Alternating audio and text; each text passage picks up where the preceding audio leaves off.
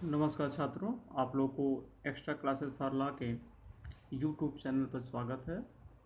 Lockdown के कारण regular classes संभव नहीं है। ये हमारा रिकॉर्डेड लेक्चर नंबर 5 होगा और आपके एडी लॉ के संबंध में दूसरा लेक्चर है। हम लोग चैप्टर 8 पब्लिक कॉरपोरेशन नामक चैप्टर को डिस्कशन कर रहे हैं। लोक निगम को एक इम्पॉर्टेंट चैप्टर है, एग्जाम में इससे क्वेश्चन पूछे जाते हैं।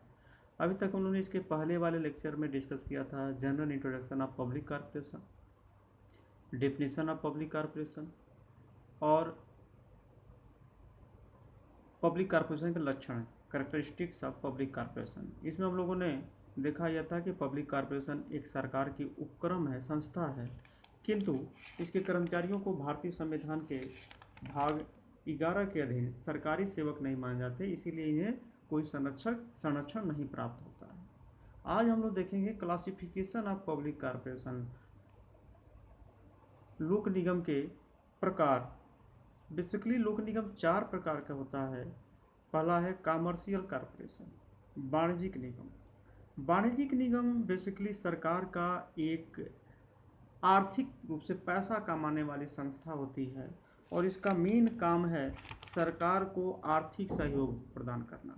जैसे इसके अंतर्गत आता है बीएसएनएल, वायु निगम, हिंदुस्तान मशीन टूल्स निगम और राज्य व्यापार निगम इत्यादि। इनका मेन काम है कि आर्थिक रूप से पैसा कमाना, इकोनॉमिकल पावर को, गवर्नमेंट की इकोनॉमिक पावर को बढ़ाना होता है। दूसरा है हमारा डेवलपमेंट कॉरपोरेशन, विकास निगम।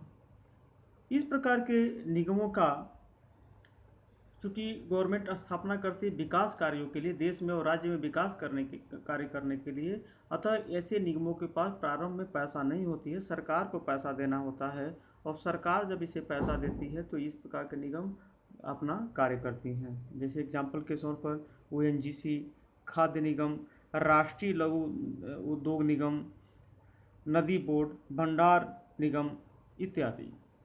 तीसरा है सोशल सर्विस कॉरपोरेशन।